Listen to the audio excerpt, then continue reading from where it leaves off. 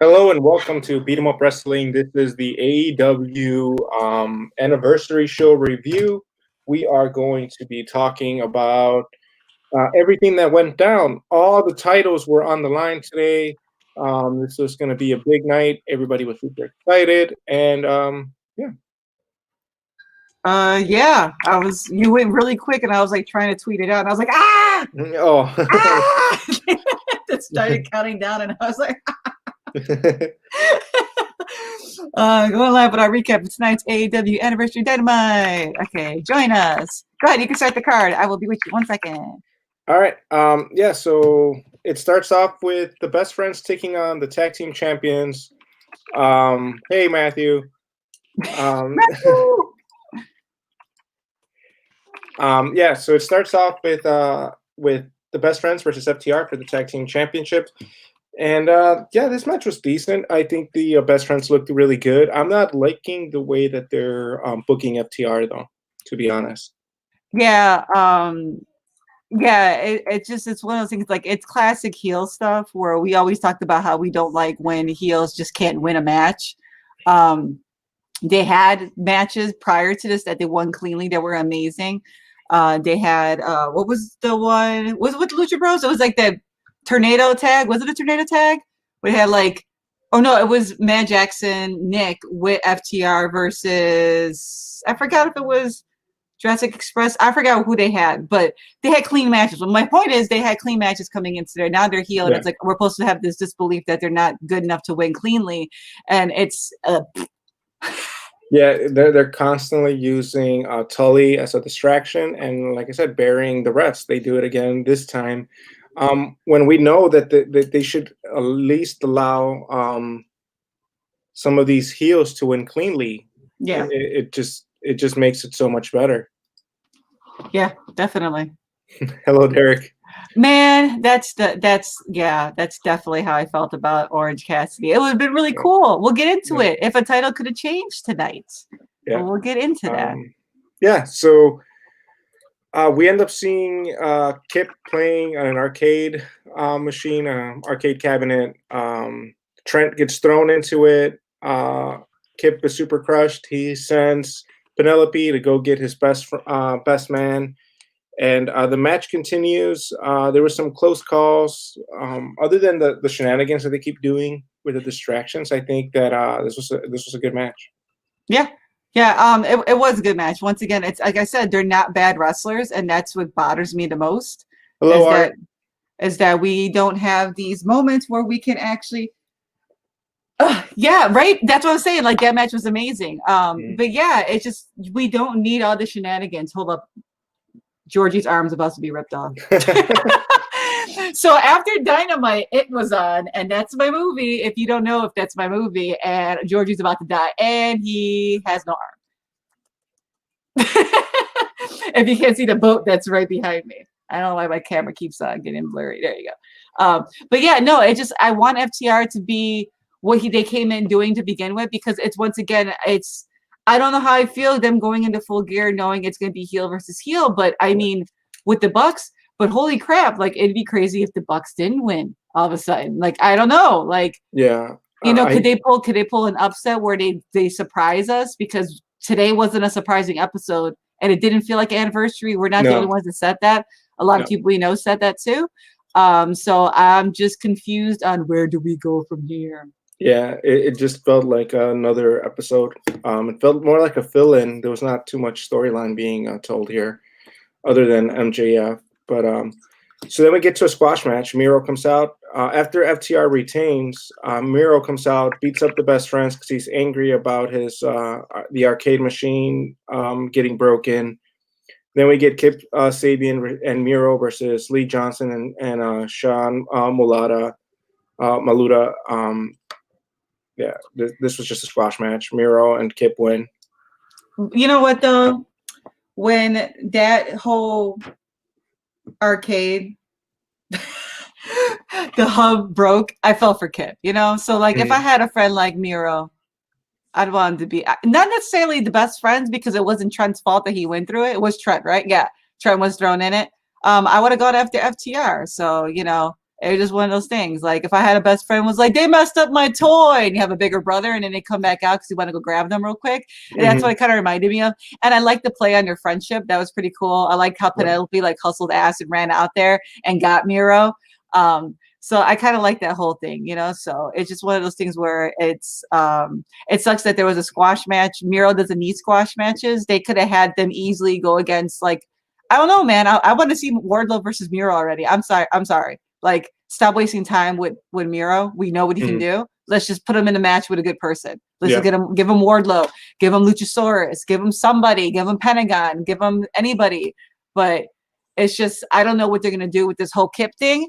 And I feel like, unfortunately, it feels like it might be stagnant, and that sucks because I do love Kip. Yeah, but I'm not feeling this tag team either.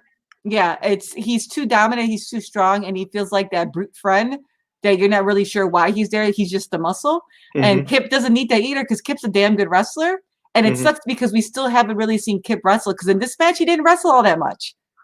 Yeah. It was very Miro dominant. They really wanted to showcase the fiercest. I mean, when he went to go do his finisher, he missed the guy's face. That's how that's how intense he was. He was like clutching at nothing for a second there. So that's just my opinion. Yep. So MJF comes out. He's supposed to give out a huge announcement. He calls out the Inner Circle. This was funny, but I think for me it went a little too long. He's pretty much saying that he wants to join the Inner Circle. Yeah. Basically, it was really good. I got. Yeah, and I know what you meant. Nobody wants to be a Hogan unless you're Kira Hogan. Shout outs to Impact. Thanks, Art. It's a Cult Apparel. They're a Chicago. Really nice guys too. Yeah. But yeah, we'll talk a little about Impact at the end because we didn't get a chance to. School and everything, life got in the way. Hopefully, it'll be freed up in the next couple of weeks. But yeah, we will definitely be bound for glory. But anyways, graduating. Whoop, whoop. Whoop, whoop. So this MJF promo was funny. I liked that he made Guevara put on that oversized coat. He looked like a child. Santana and Ortiz did not look too happy with Jericho. Santana and Ortiz, like seriously, like this is like anybody that's non-Hispanic watching this, you gotta have the sixth sense, man, because the eyes that were burning through Jericho's backside by Ortiz and Santana, and then Sammy, because Sammy's like the little brother, you know, he has beef too. They were not digging any of this. They were ready to just whoop some ass. That was the best part of the whole promo for me with Santana Ortiz. But I can't believe after the weeks of me loving this whole big, back and forth, tit for tat between MJF and Jericho has left me deflated and hoping they don't do another rip on WWE where they have some sort of stupid food fight or something dumb. You and Beth have both brought that up. I didn't think about it until you guys mentioned it. And now I'm worried about where this restaurant thing's going.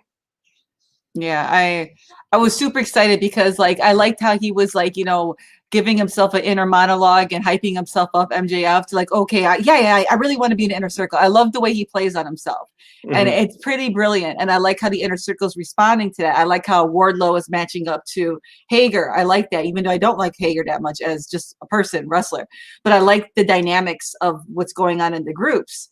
But then this just it felt so flat. Like, I don't know if they knew where they were going after this. Like, I know it's going to be some stupid thing, like the mimosa match. It's going to be one of those dumb things that Jericho's going to pull out. And hopefully it's funny.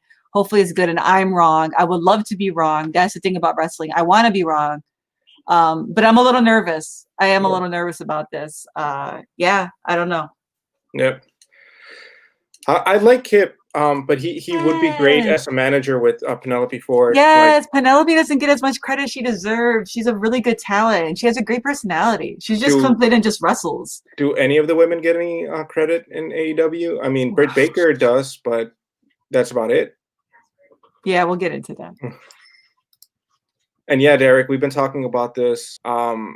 Santana and Ortiz, when they were LAX, everybody wanted them. WWE wanted them.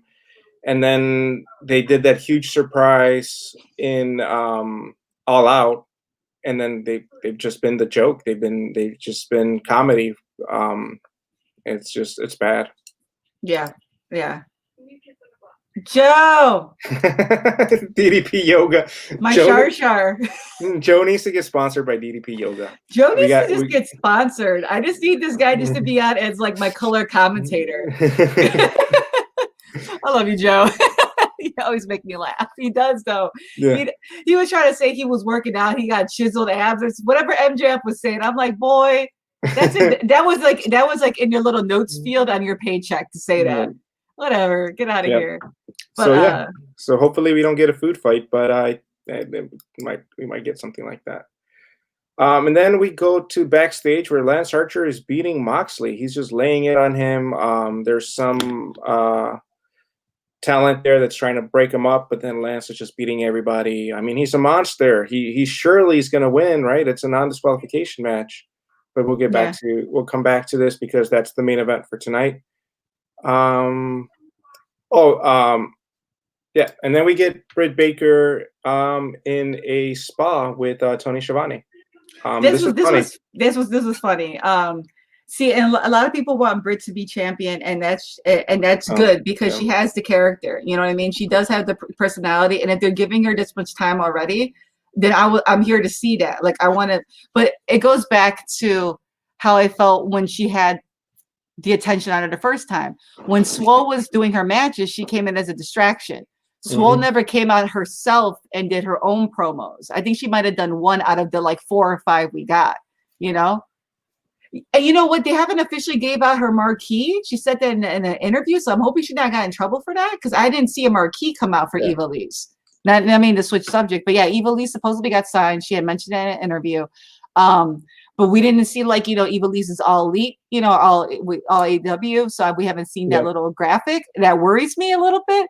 We know she kind of has a tit for tat for things. I know she was super excited, which is understandable. But I hope she just didn't jump the shark on something and got herself in a little bit of hot water. But going back to Britt Baker, my thing is like, yeah, Britt Baker is always getting the time, but her counterpart wasn't always getting it. So Swole wasn't getting as much airtime to do her counter, you know, promos to Britt. I feel like there were always, you know, a reaction to Britt. And I don't want that to be whoever goes forward with Britt Baker to have that same, you know, issue. It could be, you know, Conti, it could be Anna Jay. Are we only going to see spots from them, you know, on the internet? Are we going to see them even on Dynamite? Yeah. They just need more time. And the excuse that they don't have no time is bullcrap. Impact had all the women were wrestling yesterday. It's the fans' fault. Yeah. Supposedly Britt Baker had mentioned that we need to be here for ratings, even though after she had said that interview, I don't know if it was before this, but then they came out and said that the women's match had the biggest draw within the 18 to 34 demographics. So I'm not sure if this was prior. I'm not sure what she said if in an interview, but she did kind of blame fans for not supporting the women. Yep. I'm sorry. I didn't know that we controlled international guidelines and travel too. But even then, when people were coming at me today stating that, you know, well, look what everything that happened. I said, yeah, you can say that, but now you have Serena Deb, you have Swole, you have Hikaru Shida, you have Eva Lise that was there, you have the unsigned talent of like Diamante, you know, you have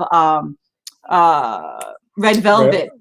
Yeah, you have so many people. Then you have, you know, Anna Jay and Conti. Like you have people now. So what is the excuse at this point? There isn't one. Yep. No, when you run out of excuses, yes, Joe. When you run out of excuses, you start blaming the fans. Yeah. Hello, what up, Buddy Biggs? Good evening. But what I was going to say is I don't want Britt Baker to win the belt. Not because I don't think she doesn't deserve it, but because she already takes most of the time from the women, right? She's constantly on there, even if she's not a champion. Even when she was injured, they still had her on there.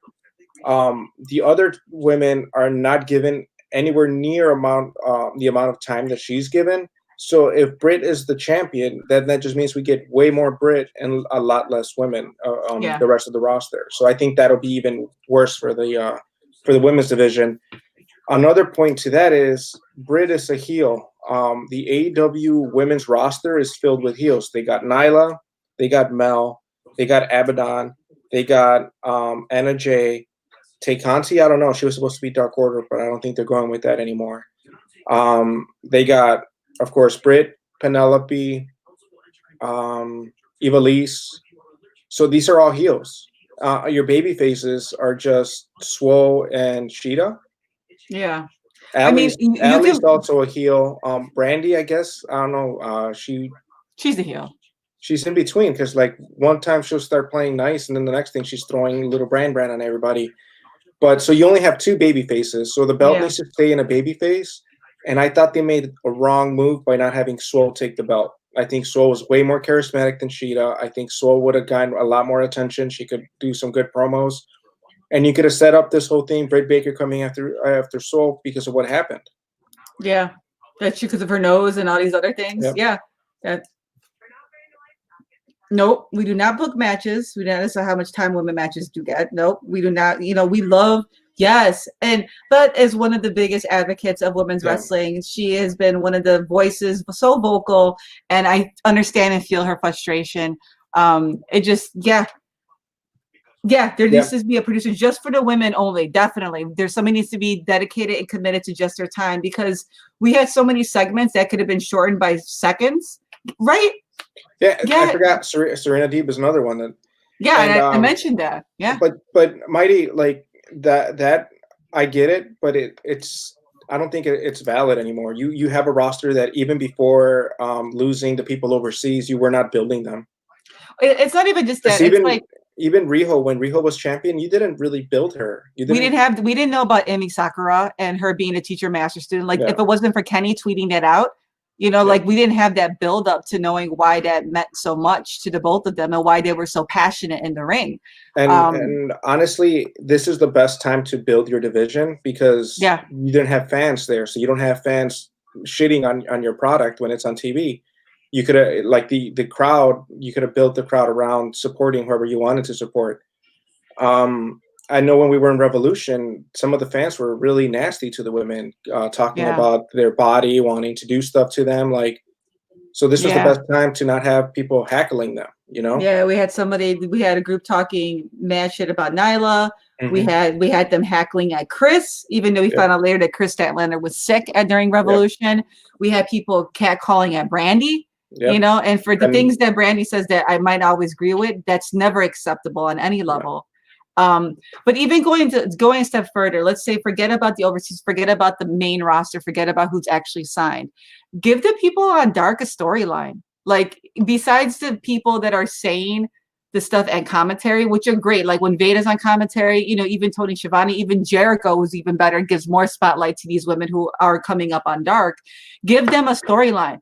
Let them say, have they fought each other? You know, in, you know, Mission Pro Wrestling, I fought, you know, Red Velvet at one time, or in Black Label Pro, since they're not scared of actually giving out names of other promotions because they've done it before. Highlight these people. We had Elena Black on there. She's amazing. Like everybody's been talking about her. Like hype up these women so that we want to tune back in because I fell off of Dark and I was very dedicated to Dark, longer than probably half the people I know.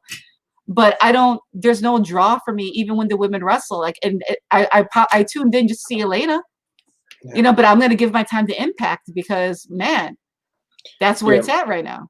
Yeah, I think like even if we go back in time to before the overseas talent, who were they building that's overseas? Because they weren't building Bay. They weren't building B. Priestley? Yeah. Yeah. They weren't building what's her name? I forgot her name. From Shauna was getting built. So she had that feud with Nyla back and forth a little bit, which was nice. What was that? The other talent that got let go? She's from Australia, I think. She's a bodybuilder. Shaza? No. She was one of the originals that got signed, but they weren't doing anything with her. You have Allie, and she was a star in Impact, and you just had her be a sidekick to Brandy. You haven't done anything with Allie. And she looked so good when she was in the tag tournament too. Yeah. Like she's not even like rusty. She just came in, did her spots. She worked really good. She even looked so good during the Ivelisse and Diamante match. Like she was really, really good. And when Britt Baker was injured, you could have built Allie as your heel, but they didn't. They stuck with Britt Baker. They've been sticking with Britt Baker. Chris Statlander, that was unfortunate. They were building to her, but you have Swole, you have other women that you could build, but you haven't done anything with them. Yeah. And the excuse has been, well, you know, this is a brand new company. Well, the people keep on tuning out. Well, the women are green. Well, like there's been 101 excuses for why they don't do anything with the women, but yet they're sticking with people like Marco. They're sticking with people like the Dark Order. When people shitted on them, they stuck with them, Yeah. and they made something about them. But I'm gonna throw um, out there and say that Diamante and Ivelisse don't have to be healed because there's a stigma that the women have to, that like Latin women always have to be heels. yeah. You know what I mean? Well, So like, their whole Latin roster is heels. yeah, and I just feel like that's just a wrong take on that. I just think that it's, I don't know. She did really good during the Yeah. tag tournament. I know she has a son. I think it is. I think she has a son. I'm not sure if this because of COVID or what's going on with it, or just because of her choices. We saw her just during the tag tournament, but she did. I liked her and Penelope. I thought it was a good dynamic. Yeah. Yeah. And that's the thing. Like they're not making us actually care about the talent, the women talent. They could.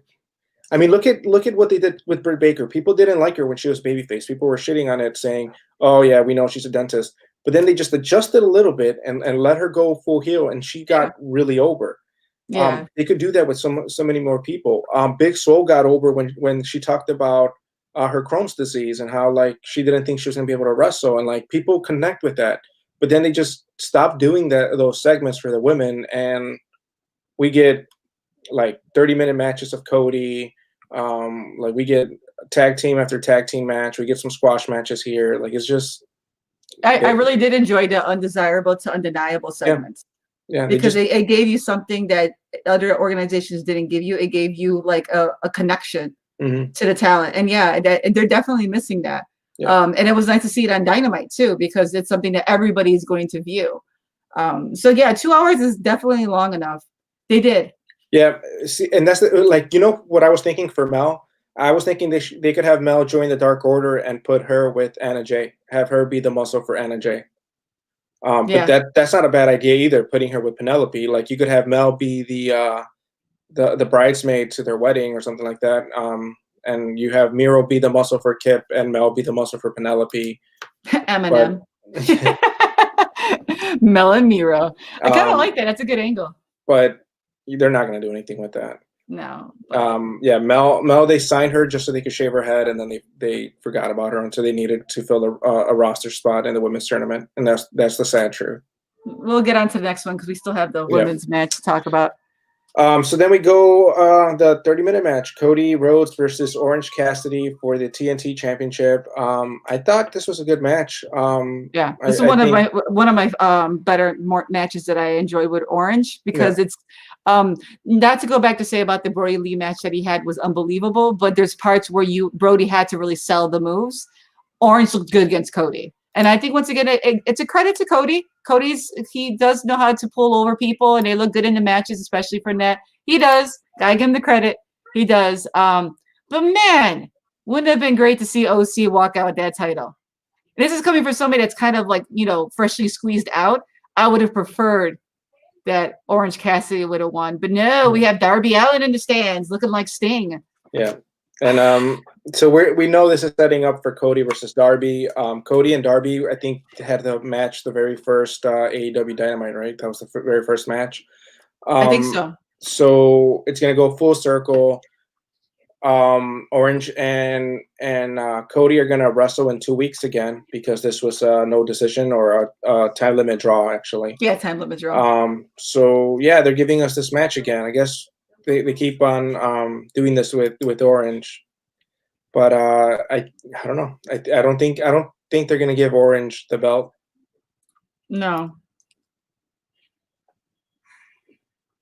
Yeah, he does. He does. We didn't get Cody and Jungle Boy, did we?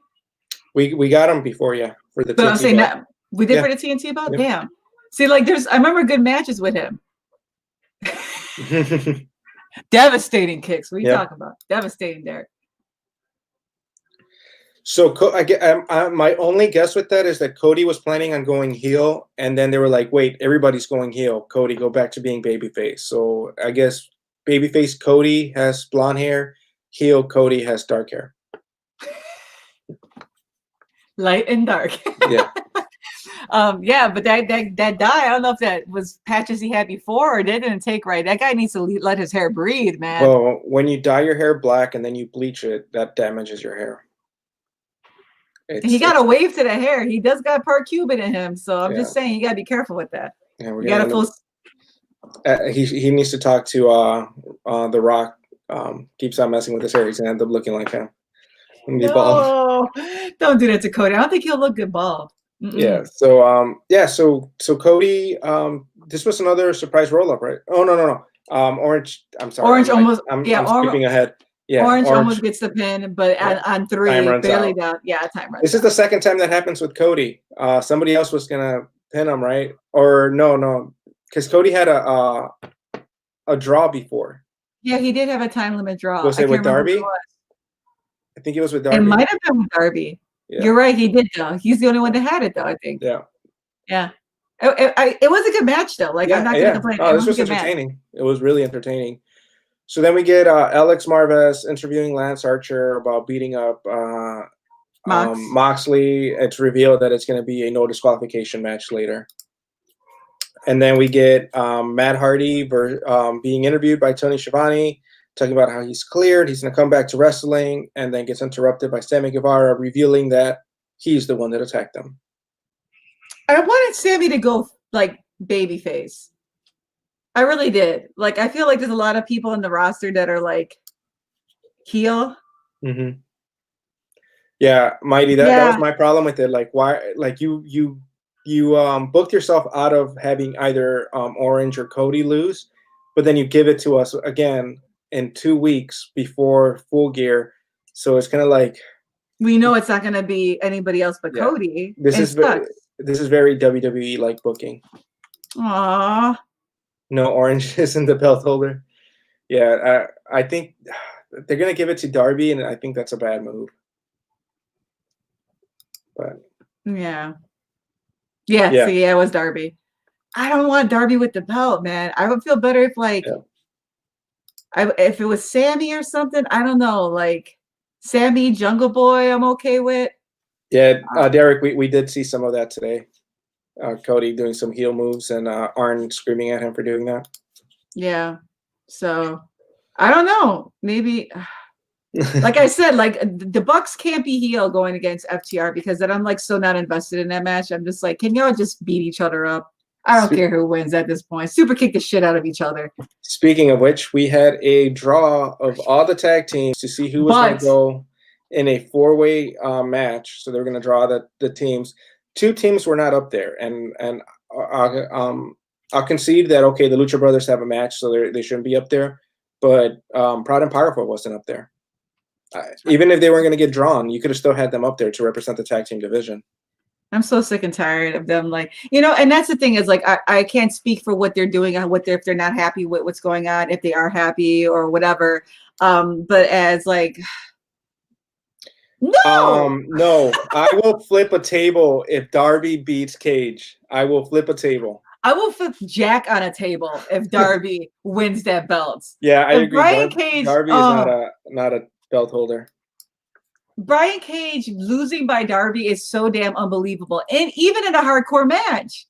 That would, would destroy Brian Cage. You would have to literally suspend disbelief just to take that. That would destroy Brian Cage. Brian Cage has not really won a big match since he joined AEW. No. And it's just, no. The same thing with Lance Archer. Lance Archer has faltered at any big avenue that he has come by. Yeah. So 2 big guys that they got with 2 good storylines. Like Brian Cage has been huge in other promotions. Lance Archer was huge in New Japan Pro Wrestling. And once again, they're kind of just stagnant. We didn't even see that. Like I said, I keep going back to the Lance Archer that was in New Japan or we saw Warrior Wrestling. You didn't even see that tonight. No. You saw a little bit because it was hardcore. So we get to see a little bit more of his like bruteness, but none of his flippy shit, none of his crazy stuff, his quickness that he has for being that big. He's insanely quick. I didn't know he did all that stuff. I was way too close to be able to see all that. I was kind of scared because he's a big dude. Yeah. Same with Brian Cage. He's stocky, but he's a big dude and he's super quick. That's the only way Darby will beat Cage if he comes in with the shotgun. You ain't going nowhere, Cage. Because the reason why I believe Tessa beating Cage over Darby is because Tessa could actually out wrestle Darby. Darby is just one of those guys that throws caution outside. He uses his body as a weapon, and I don't know. I mean, it's wrestling, so of course, anything can happen depending on how you book it. But the way that they've booked Darby right now, I do not see him being a champion right now.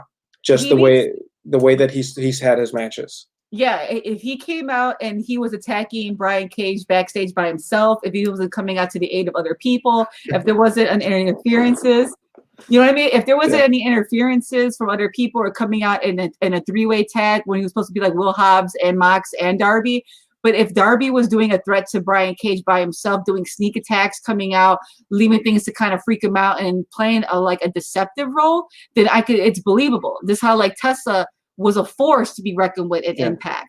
So when Brian Cage took on, she's like, well, she's the best of the best, and she's claiming to be, that I want to wrestle her. So it was more of a respect type thing, and it elevated. Darby beating Brian Cage is not going to elevate Darby. It's just going to destroy whatever they have momentum in Brian Cage, unless they booked it correctly. Like if they did the storytelling right, then him taking the loss over Darby would be insane, and Darby would be a huge star. He's a star anyways. Brian Cage really isn't in AEW, and that's kind of like, Darby doesn't need the pushes that he's getting. Like this Cody thing, I get it, it's full circle, but once again, he doesn't need that kind of push. And I think we forgot around here, speaking of pushes, I'm very grateful that there's a storyline between Shawn Spears and that's later on. Scorpio Sky. I don't know if you added that in, but Okay, there's things that I like where people start to build and create their own storylines, and I like that it's like clever. Yeah. What was the guy that fought the dude from NXT, the Mexican guy? What's his name? He acts a lot like Darby. Remember we were watching it during the last takeover? The Lucha guy. So when it was fighting in NXT, we were talking about how he kind of reminds us of like the NXT Darby. He was like doing all those lucha libre, like lucha flips and stuff like that. I don't remember that. You remember the match? The guy that has the mask that you like in NXT. The son of what's his face? Oh no, I don't think he reminds me of Darby. No, the guy he fought in NXT during Takeover. Oh yeah. Man, your school is really ruining your brain. Yeah. That guy reminded me of Darby too, where you're going to do flips and you're up at the top rope and you're about to go over the turnbuckle outside of the ring. You're not even looking back to see if your mark is ready. Isaiah Scott. Yeah, he was very happy. Like, and Darby sometimes worries me. Like when he was supposed to wrestle Phoenix, I was like, ooh, I don't want him to hurt Phoenix. He's a good wrestler, Darby, but he's like I said, he's sometimes not always in position, and he could cost Phoenix a long time to be on the sidelines. Yeah, same thing with Isaiah. They're good wrestlers, but they throw caution to the wind, and sometimes very good wrestlers. Like when he was when he was doing his match, there was some spots where it looked like I can't even think of the names right now. Santos Escobar. Thank you. It felt like Santos Escobar had to compensate for some of the moves, and it kind of like put him in predicaments where he could get injured. Yeah. And Darby is the same. Like he just throws his body. He uses his body as a weapon. That's a style of wrestling. I get it. Like Derek said, Jeff Hardy is like that too. But at least at times, Jeff Hardy tries to take care of his opponent. I don't think Darby has the experience yet to realize when he's putting somebody at risk of getting injured or overextending to try to compensate for the move. Yeah, I have to admit though, with his coffin drop, he does take more caution. In the beginning, he wasn't. In the beginning, he wasn't. Yeah. He wasn't, but now he does, and I don't know if they told him that. So I'm happy about that too. Yeah. Yeah. Yeah, and that's the problem too with Darby. Like he's putting his body through a lot of pain. He's not gonna have a long wrestling career the way he's going. He's got to evolve, like how Mox came from like a bunch of hardcore and death matches. You got to evolve from that too, So So the 4 teams that got drawn were Private Party, Silver and Reynolds from Dark Order, Butcher and the Blade, and the Young Bucks. Yeah, and the Young Bucks go and super kick everybody because the Young Bucks are not heels; they're in betweeners, and they don't care. Yeah, I don't know what they're doing with the Young Bucks. They seem lost, but we'll see. Yeah, this is definitely more of a Matt Jackson look, though. Like, Mhm. I'm not believable in Nick's part in this. Matt Jackson looks great in this in between. I don't give a shit role. Yeah, So I do like that. It's one of those things where I just said, like, you could have had the Lucha Bros involved in this, had them go Pentagon and Phoenix go against each other in another round and another night, because it's not going to be all done in one night. Or yeah. even like I had mentioned to you, Phoenix could have gone against Jungle Boy, Wardlow could have gone against Pentagon, but instead you're putting them head to head and you're not utilizing that talent as good as you possibly could have. But at least one thing that will be good is that match is going to be amazing. Ray Phoenix versus Pentagon is going to be a hell of a match. But then we're just going to get a rehashing of either Pentagon against Kenny or Phoenix against Kenny. And because we know who's going to come out at the end. It's going to be Hangman versus Kenny. There's no way anybody else in that tournament comes out of that. So no matter who else you put in there, I think it's going to set up for Hangman versus Kenny. Yeah. Well, at least we know that whoever Kenny goes against is going to be an amazing match. Yeah. And I think Hangman's going to end up coming out of the tournament as the winner. Yeah. Either way, I'll be impressed of whoever wins that one.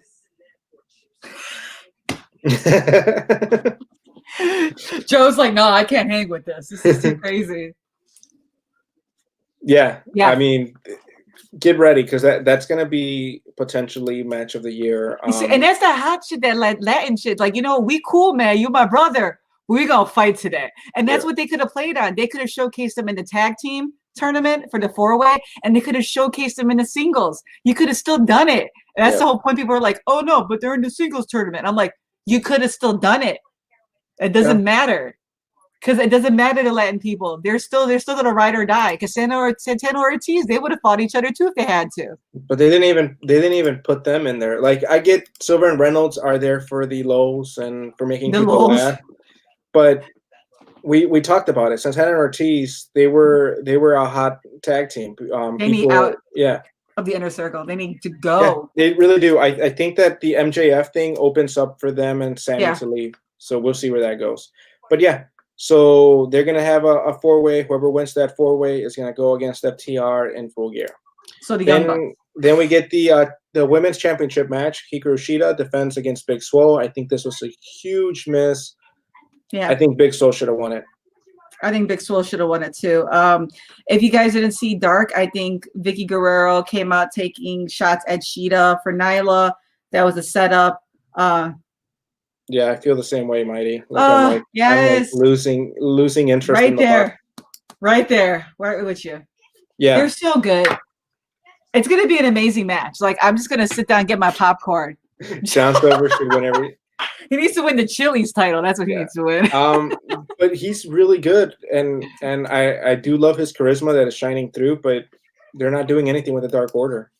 And they could wrestle too. Did you see that move Silver was doing in that one match they had? Yeah. Him and Alex could wrestle. Like, you don't always got to be the butt of a joke. You don't always have to be that. You could still be the butt of the joke, but believable in the ring. Yeah, I do too, Joe.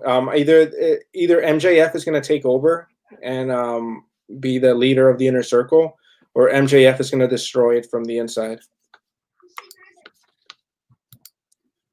So, yeah, this match was quick. It was, I think, 10 minutes. I don't know what's going on with Shida. I'm not as impressed as her as champion anymore. Like, I'm just kind of like, and I like her. I really do like her. I've enjoyed her run in AEW, but you're just not invested. You're not invested. I mean, when Dynamite kicked off, the commercial right before Dynamite, we're like, stay tuned for AEW's Dynamite when three titles are on the line, which was all the 3 men's titles. They forgot to mention the 4th title, which was Shida's. When that happens, when those little mistakes happen, you're already known as an afterthought. They could have edited that. That's a sound clip. Mm-hmm. Like, you could have anybody. You could have Justin Roberts re-edit that. Like, oh crap, but like, who the hell recorded that? Did you record it and then forgot? Oh shit, we didn't put the women's match on the night for the anniversary. That was a total tell that you guys forgot. Yeah, and that's careless. And an organization that's probably making millions to let that slide. And people can say, oh, things happen, mistakes happen. Not on your anniversary Dynamite. That should have been a flawless thing. So yeah, definitely, I'm not invested in Shida anymore. I like Big Swole because I can relate to her, because even though she has moments, very small moments to talk at in ring or outside a ring, I'm more connected to Swole at this point. Yeah. Yeah. Yeah, I mean, I'm glad that they're giving them more than 5 minutes now, but like Maria was saying, like they're not giving us storylines, and they're not giving anything to Sheeta. Like, so this match, Sheeta ends up winning. She beats Big Swole, and then we get a glimpse at Nyla. So now we know Nyla's gonna challenge for the belt, but there's no storyline there. It's just like, oh, glimpse Nyla. Now Nyla gives Sheeta an angry look, and now it's the obvious number one contender storyline. That's what it is. The obvious go-to. Oh, let's not forget, while we're in this segment, AEW heels. It is the why do they always wait for the women's match to announce AEW heels when Brandy Rhodes literally came out and said, not all women are fans of women's wrestling. So you want to and you want to have your cake and eat it too. You want to say AEW heels is not just for women that like women wrestling, it's for women that like all wrestling. But then on the one match that you have every week for your women, you're gonna be like, hey, by the way, women, go join AEW heels. Yeah, when you have like a long 30-minute match with Cody and Orange, they went at least 10 minutes without a commercial or a picture-in-picture. So you're saying you can't even do that for the women's match? Yeah, that's what I'm saying. I'm so glad he said that, Mighty Mix, because I told him earlier, I was like, why does Sheeta look winded? Is she going? And what I can compare it to is, you know how when Cody has this like battered, character persona where he's like a character in an RPG and you have to do like a potion to level yourself back up because you're breathing heavily. That's what Sheeta reminded me of, but it reminded me of a Cody persona where he always looks like that battered, injured person. But I don't remember Sheeta doing this in the beginning. So I don't know if she's just like, I don't know. I don't know if that's the character she's trying to portray because she doesn't get chances to speak, even though she's working on her English, or to portray a character so she wants to look like this tired warrior. But at the same time, it's not believable when she's not defending her belt every week. Yeah. So I'm confused on what she's doing. But thank you for saying that, because I felt like I was going crazy when it came to Sheeta. Sheeta's been looking like that ever since her Thunder Rosa match. She looked like she got tired, and that brings up a good point. She might not be used to the humidity, but that's another thing, that if she's not used to it, she should be training in it, because now she's been in Florida for a while now. Yeah. But it's just that they don't really, I don't know what's going on. But Joe brings up a good point. Swole and Sheeta have had really good matches. This was just an off night. Yeah. Damn, that's a great point, Derek. Yeah. Cutthroat, Derek. That's definitely Thunder Rosa exposed her. We said that you were there when we talked about that too. Thunder Rosa was too damn quick with a mix of her little bit of mixed martial arts that she has going on too. So Sheeta does a lot of strong style, but Thunder Rosa does too. It's just the quickness in which she does it. And like you guys had said, Swole does complement Sheeta, that style. One of the last matches we also had that was really good was Penelope against Sheeta. And because Penelope can slow down and do her kind of like her gymnastics and her athleticism that she does. So it complements Sheeta, but I don't know. And so I see Sheeta have another match. I'm actually a little scared to see a Nyla versus Sheeta match if this heat's going to play into that, because I don't know how either one of them's going to do. We haven't really seen Nyla wrestle that much. We've seen her do squash matches. So are they going to go past 5 minutes? I think I lost Jack. No. But yeah, I mean, I don't know if they're going to get past 5 minutes in this match. I don't know if it's going to be, hey, I lost you. Yeah, I don't know why. It just kind of like lost for a second. Sorry. No, but yeah, I was just saying that I don't know if they're going to go any longer than like a 5 to 10 minute match. I would think 10 minutes would be pushing it for Nyla and Sheeta. And I want to see a bigger role in this. I'm just really hoping, and I love Vicky with all my heart. I don't want to see her cheat to win. You know, because like at that point, it's like it's kind of useless, because what she should have been doing is she should have been toying with her this whole time if you're going to cheat to win. Yeah, and honestly, I don't want Nyla to win the belt again. Like I said, the belt needs to stay with baby faces. That's why I thought Swole would have been perfect for it, because there's just way too many heels. I don't know. I don't see Sheeta retaining. If they have her retain, that's good. Wow. Yeah. Yeah. Yeah. Yeah, you're not gonna look bad. Yeah. Yeah.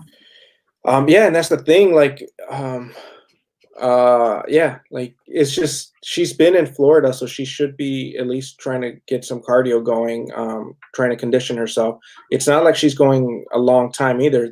She's only doing 10 minutes or less per match, so that like and Japan does have areas where it's very humid too. So Yeah. I just hope she's not like going through something, or I miss Eddie too. I miss Eddie. Happy late birthday again to Eddie. Nyla's too big to cheat. I don't know, man.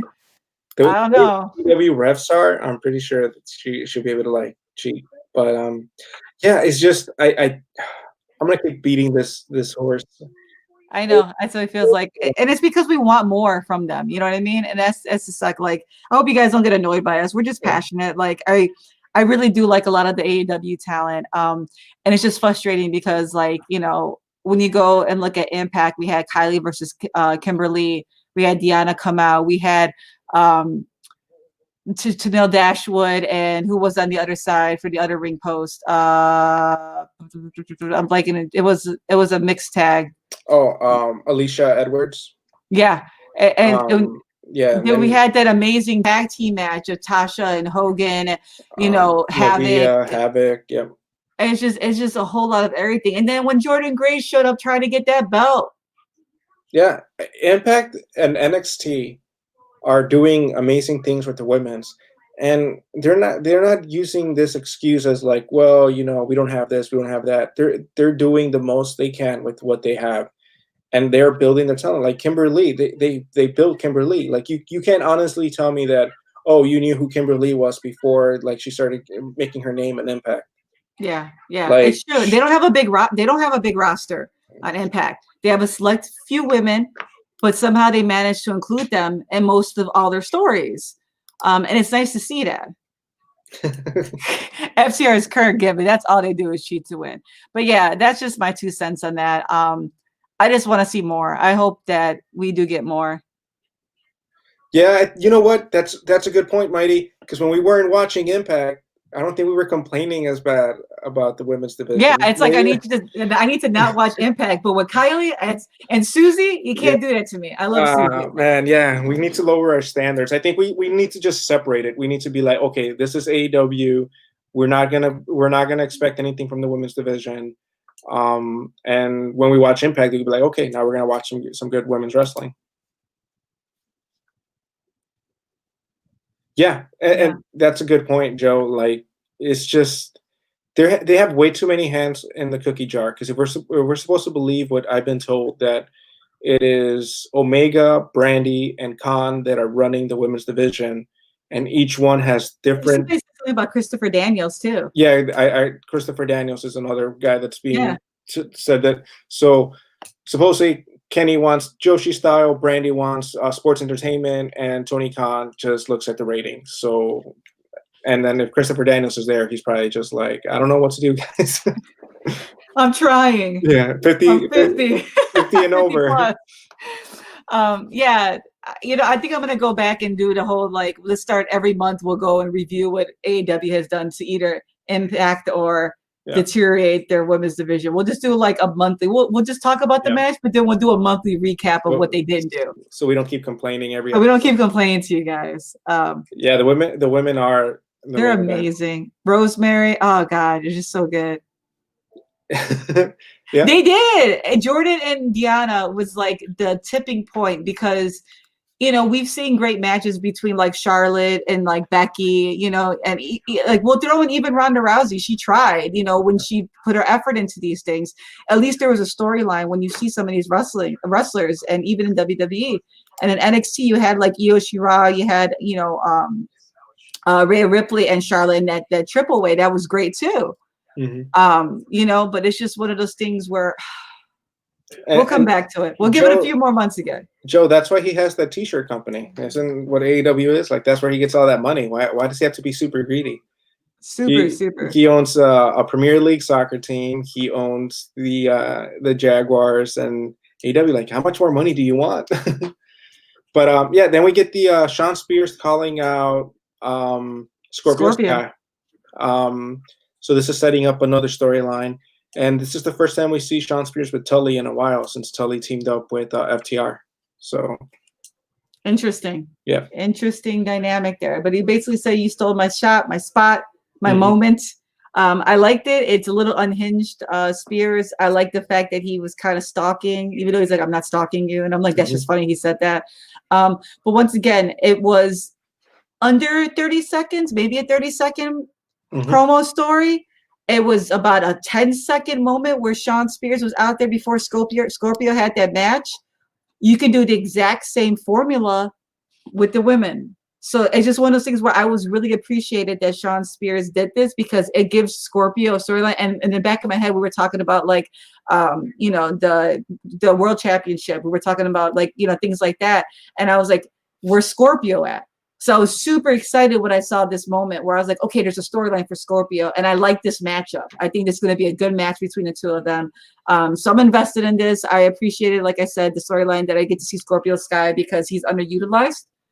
And same thing with Shawn Spears. Shawn Spears he had some good matches, but yes. Yeah, we all did. I think when he was doing the chairman thing, I was expecting a lot more from him, and I don't know. But AEW does this a lot to some of the stars that we saw in other promotions. We mentioned Lance Archer earlier, Brian Cage, like even the Lucha Brothers, Proud and Powerful, like all these people that they bring in that we're expecting a lot from, and then they don't do anything because it ends up being, it is all elite wrestling, so the elite always get preference. Yeah, it was definitely a dynamic between Shawn and Cody that I felt like was great. And then I felt like maybe it fizzled too quickly. Yeah. And I feel like, I don't know how long this FTR build was going on, but I felt like maybe that took a little bit from her. Yeah, Yeah. and and Alexa used to be, and I know it's a lot because of her injuries that she had, that maybe she's not as clean as she was in ring. She looks a little, maybe she's nervous about what she's doing, but damn, am I intrigued by the whole thing she's doing right now. Yeah. But yeah, like you said, and it's a few seconds. They could even do a segment like this. Why do they have like a moment of bliss type segment? And it doesn't have to be Britt Baker. Britt Baker's doing her own thing. And then just to bring up another one, Carmella. Carmella's not the greatest in ring, but for a while, like they build her up to be a star, and you could build names and you could build people to, like, you can make people get interested in stars. Yeah. Like AJ Lee, like, she was not expected to be something, but they invested in her and they made her into a star. One of the best pipe bombs in the women's revolution in WWE was started by her. But yeah. Yeah, that squash match would have been a good one to cut out and giving the women at least another segment or something just to build up a storyline. Maybe Nyla calling out Sheeta, just a quick thing with her and Vicky. Or make it unpredictable. Make there a third opponent. Make it not just Sheeta and Nyla. Make it a third person. Yeah, how many times have Sheila and Nyla wrestled? This would be like their third or fourth, I think. Yeah. I think it's going to be their third for the title. But Joe, AEW wants the ratings before they build the names. They want the Egg McMuffin before they have to put it together. I just want it. I should. Yeah, and that's the thing. Like, there's some people that you don't even need to have in ring. Like Britt Baker, she's not that good in ring, but she's getting really good on the mic. And she wasn't good in the mic either. You just gotta give her time. Maybe somebody helped her. Not somebody will say, but a certain boyfriend probably helped her a little bit. But I think her being heel, she found her own way. Eric shooting some shots at Shawn Spears. That's bogus as hell. He did not confuse today, okay, with yesterday. AEW Dark. He's like, wait, hold up. Why is there people here? I didn't even know Nyla had a promo on Dynamite. I'm not watching. I'm not watching Dark because it just became so predictable. Yeah, only reason I do is because my friend told me in the chat box that apparently it's going to be Nyla because Vicky cut a promo, and I'm like, that's nice. Yeah. So for the people that didn't watch Dark like me, all we got was just Nyla give a mean look at Sheeta. Yeah. So we get into our last match. Jon Moxley versus Lance Archer. Wait, hold up. Before we get into this, I'm not gonna say all the new theme songs and stuff are not great in AEW. I do like some of the Mikey Ruckus songs, okay, that he comes out with. Supposedly he won a new damn song. No, Everybody Dies Lance Archer is the song that Lance Archer comes out to. I am so sad, and I don't want to believe that he wanted a new damn theme song. Because if you're gonna like lose, I guess maybe you would change your theme song because you don't know what you're doing with your life in AEW. Well, holy crap, was I disappointed when he didn't come out to his song. Like, that is the song. I was pissed. I wanted everybody to die, even though I knew Moxley wasn't going to die. Yeah. But yeah, I was that already pissed me off, and I kind of turned off from like some of the match because I'm just like, well, that just gives it away. He ain't winning. Yeah, my sad face. I really need to watch MLW. Everybody keeps talking about it. I really need to watch it. Man. But yeah, this match, I knew Moxley was not going to lose the belt. I knew Moxley was not going to lose the belt since this match was announced, which was kind of like, why would you put Lance Archer in this predicament? And then as the night went on and there was no title changes, I was like, this is stupid. Yeah, they definitely. It's just one of those things where it's like they booked themselves into a corner. And I really didn't want to see Lance take another loss, at least to that magnitude. He could have, you could have another, like how Brian Cage and like Darby and Ricky Starks were doing their thing. That's okay for them to exchange blows and have a rubber match. But Lance Archer's not going to get a win over Mox. Like, he didn't get a win over Cody. Apparently he can't get a win over anybody that has a belt. So I'm not exactly sure. Maybe that's why he changed the song, because nobody dies. Yeah, he was beating the crap out of Jon Moxley before the match started, and he still lost. He still lost. Like, I don't know. Like, at least Tully is cheating for his clients. Jake the Snake is just out there. I don't know. Like, it was just, I don't know. It makes it hard to believe that, like, if it came down to Hangman and Kenny, that Hangman would beat Mox. It's unbelievable to believe that at this point. For me, like, I don't see the momentum of Hangman being able to beat Mox. I could see Kenny coming back and getting revenge. I was with you, Mighty. Like, up until a couple of weeks ago, I stopped following Dark. Up until 3 weeks ago, I haven't watched BTE. I haven't watched Sammy Guevara. Like, I'm just kind of like really disappointed in AEW, and I'm hoping that I get that passion back for it. Yeah. When we did our roundtable, we had a lot of complaints, and this was like, 3 months ago, hoping that things would be a little different at their 1 year anniversary, and here we are. And we still have some of the same complaints. And that's the thing. Like, I didn't want some of the bigger people, because do you guys remember back in the day, like, 11 months ago, when people were mad that AEW had no big guys, and then they got the big guys, and then they squashed the big guys. And I'm not all for big guys either, but they don't utilize said big guys. It didn't feel special the 1 year anniversary. It felt ordinary. And I think it would have been like, holy shit, if a belt would have changed hands. It would have been insane. And I think nobody would have expected it, because that would have like really shook up Full Gear. I mean, Eddie Kingston was out there. If Eddie Kingston would have helped Lance Archer just beat Moxley, like, it was no disqualification and it was set up for that. At least it wouldn't have hurt Moxley. It would have been like, they needed to cheat to get the belt off Moxley, but it would have ended with Lance Archer celebrating. It would have been something different.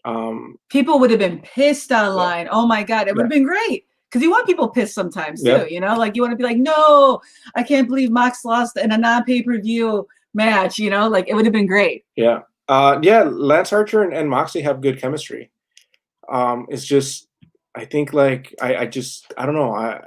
At least I wanted one title to change so that it could open up new storylines. Yeah, a little bit something different, because right now it just seems like. What is up with you and DDP Yoga, Joe? Are you doing it behind the scenes and you're just not telling us? Yeah, and it's funny because a lot of people had crap with the New Japan Pro Wrestling match too. People are saying that it wasn't like Mox's best match too. Like, I remember, like, I can go back and pull up people. Jake is getting so much hate. You guys are so wrong with Jake. Oh my God. I can't with all you people. You guys are wrong. Yeah, but seriously, like, it's just one of those things where it's like, it was so confusing because, like I said, I can pull up people talking mad shit about the Lance Archer and Mox match. You know, and Lance Archer had some really good matches in New Japan Pro Wrestling. Yeah, really good matches. And once again, if you guys missed him at Warrior Wrestling, he had awesome matches there too. He does a lot of great stuff that we don't really see. And it's a shame that we're not going. I don't know where he's going to go from here. I don't know the point of him having Jake. He hasn't really won anything. So yeah, I don't know what Lance is going to do from this moment on. It was.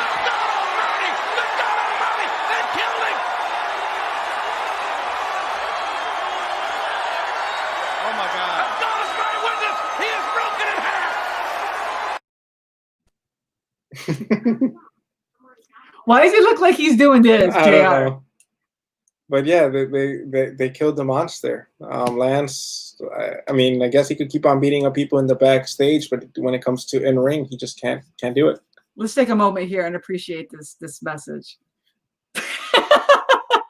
Oh man, yeah. I'm just gonna leave this up here for the rest of the night for Mighty Maze, because like if you haven't seen this match, you need to see this match. Because holy shit, that was a match.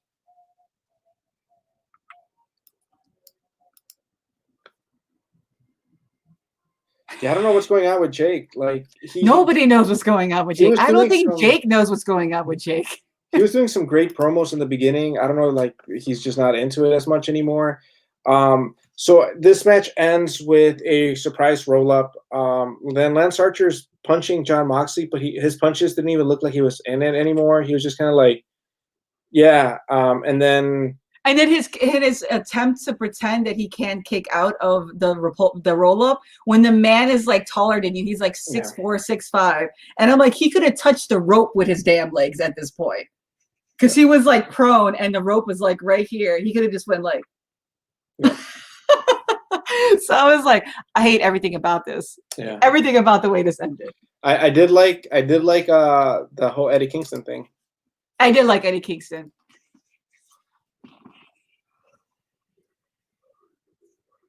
Yeah. Yeah. I think it's just Tony Khan has too much control over it. He is showing how much of a fan he was of WCW, and he's not seeing that he's repeating some of the same mistakes that WCW did. And, and it's just weird because like when you're at an AEW show, even some of the matches that missed the mark feel good because the energy is there. Yeah. Like they have a lot of energy to show. In comparison to like WWE shows that we've been to, the energy is a lot higher at AEW shows, mainly because it was a brand new promotion. There's this energy and this buzz. So I don't know if the not being there is what's killing it, because they're so used to booking, because they are booking like they're doing live shows like that are small indie shows. So it has this weird feel to them, and it doesn't look always transcends well to television, if that's making sense to anybody. Like there's so many like different avenues where we're supposed to put together these stories. But yeah, it was meant to protect them. But when you lost against Cody for the TNT belt, and you lost against Moxley for the heavyweight belt, and you're supposed to be this guy that goes around and everybody dies, and you're this monster, even with the roll up, it kind of like takes away that threat. Like you've lost twice for both belts you've challenged. Yeah, it feels like the ending was just like, well, we want to protect them, so we just do a roll up. Eddie Kingston is gold. I love that whole ending. I love how snarky he was, and how he was like trying to get Moxley to lower his guard, and just when he did, he like says, I never tapped. No, when he told like when Penta was about to go at Mox, he's like, bah, no. And he's like, but I thought this is what we're gonna do. Like Pentagon was confused, and then he goes and attacks Moxley. Like I just like the way he interacts with everybody. Yeah, Mighty, like in the beginning, if you go back to watch some of the AEW shows, there was a lot more wrestling. And it was formatted more for the people that enjoyed New Japan and enjoyed ROH. And as the months went on, I don't know if Tony Khan was worrying so much about the ratings that he was like, well, and now it's like being booked similar to WWE to become more Americanized. It was supposed to be the alternative of WWE, but now it's like becoming like very WWE like. Yeah, definitely. Yeah, the beginning of AEW, like if you go back to AEW Dynamite again to repeat that, it was awesome. Like we went to a couple of live shows. The energy, the fans were really in it. The way that the show felt, it was just action, action, action. When they did promos, it was a quick promo just to get the storyline going, and then we Yep. would have some action. Like when we had the whole Cody and Jericho thing, like Yeah. they were doing some really innovative stuff. The whole tag team tournament they had in the beginning was really great. And now I don't know if it's just because the fans are not there, like you said, and they're not feeding off that energy, or if a little bit of that um, new car smell is kind of going away now. We're starting to see more of its flaws. I just think it's more of Americanized now. I think like they hit on the mark when it's more New Japan Pro Wrestling. Like it was a lot of wrestling in the beginning. I mean, we would go. I mean, we were exhausted and all in. You know what I mean? Like it was, and then all out, we were just still as exhausted. It felt like it was nonstop wrestling. It was like a roller coaster ride of emotions that like, it felt like every match was 20 to 30 minutes. And the card was always stacked. And then not to necessarily say that their pay-per-views are not stacked, but there wasn't a lot of promos and stuff like that. There was more storytelling in the ring, which is very New Japan style. Now we're getting the more Americanized version where they're coming into trying to find a way to adapt to doing the promos, the in-ring work, and the outside, the backstage work and things like that. And I mean, this goes back to them having, BTE still, but they were still able to convey a storyline early on in Dynamite without really needing too much internet. So like that's the weird part where they need to find that balance because they rely still a little bit too heavily on different social media. But the people that, I feel bad for the people that have like really long 11-hour shift jobs with kids, or you're in school and you have time to be on Twitter or Facebook or do the YouTube or do everything else. You're missing on a lot of storylines that are intertwining with each other. And that's where I guess they're lacking because no organization does that. Like Impact doesn't do that. New Japan really doesn't do that. WWE doesn't do that. Everything just stays on their promotion that's during the week. So maybe this will change once they get their second show. You know what this feels like? Remember when comic books started becoming so over the top? Like when we'll take DC for instance, when they did the Blackest Night. I'm gonna go really nerdy on you guys, and I apologize. But so they had the Blackest Night, which was this whole storyline involving all the superheroes, right? So that was the main comic book. But then you had to get Batman Blackest Night, Green Lantern Blackest Night, Superman Blackest Night. So then there was things on the main storyline that if you didn't pick up all these other copies, you wouldn't understand. And then it just became so much that you were at the end, you were just like, there's no way I'm gonna keep up with it because they even had and then the worst part is when some of the stories arced in other comics. Yep. So it wasn't even the Blackest Night comic, which was like Green Lantern based. Mm-hmm. It was when all of a sudden it crossed over to Batman, and that story in the main ended in the Batman story, or it climaxed in the Batman story. And mind you, like this is like it was a series, and this is kind of like that was a perfect analogy for that because we didn't see Dark, but we heard about the Vicky thing, but you didn't, so you missed on that whole little segment. Even though I would have still, if we didn't know that, we would be like, well, she is the number one contender. That's what they're going to go on. But when was the last time you saw the graphics for the contenderships on Dynamite? They could have just done a highlight of Vicky calling her out and say like, oh, on Dark, in case you missed it, Vicky called her out. But they don't even do that. Yeah, that's what I thought too, Derek. That's why I was super excited about AEW. I thought we were gonna get a change, something different. Yeah, it's like they're trying to be WWE, but when they do that, to me it fails a little bit. Like when they do their thing, that what they do really good, which is tag team division, all that stuff, they do it really well. But then when they try to do all this extra like promos that are comedy and all that stuff, like if we get a food fight next week, guys, if MJF and Jericho somehow ends up in a food fight, I'm done. I am done. No, I'm gonna drag them on here, but that's gonna suck. It's gonna totally suck. And not even just that, like people are hinting toward the possibility of like Suzuki made an AEW reference. We had we had Ace, and then we had freaking Ultimate Dragon, and so like what if, oh my God, shut up. Yeah, no, it's true though. Yeah, I know. it's very WCW, but not the good parts of WCW. But what I was going to say, as I was leading up to, is that if there's these little subtle hints that there might be a New Japan thing because that one guy resigned, and maybe that was what was breaking the communication with New Japan, they need to start going back to storytelling in the ring, just in the ring, because they're not going to expect New Japan guys to cut promos. They're not going to let them do these things. God, I hate him so much. I hate Vince McMahon so much. But you know what I'm saying, though? Like, if they're going to bring New Japan talent, they can't do what they're doing to Shida to that talent. You know? So, man, don't even show me Shinsuke. Don't even have the belts no more. Nope. They get drafted to Raw. I think they got drafted to Raw. Yeah. Man, I can't. I was saying it, but yeah, I can't stand you. Yeah, I'm gonna have to get a DDP yoga overlay. So every time DDP yoga is brought up, I'm just gonna put it up there. See, I'm just sad now. We're gonna end this whole. Yep. Yeah, because I gotta get ready to go. He's gotta go to work, guys. But that Shinsuke. Wait, hold on. What was that one thing? That Ishii thing. I'm gonna put that back up there. Watch this. It'll cleanse your palate. Mox and Ishii. So yeah, thanks guys for tuning in tonight.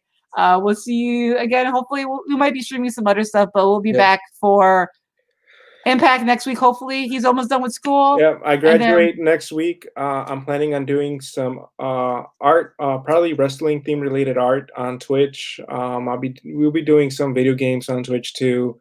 Yeah, I can't believe I'm almost done with school. It's gonna be awesome. Yeah, and then we'll have Bound for Glory. Thank God. Bound for Glory. We'll have Hell in a Cell too, right? Hell in a Cell this month? Yeah, Hell in a Cell. Of course it is October. Yeah, and then so yeah, guys, have a good evening. We'll see you next time. Thank you. All right, goodbye, everybody. Good night.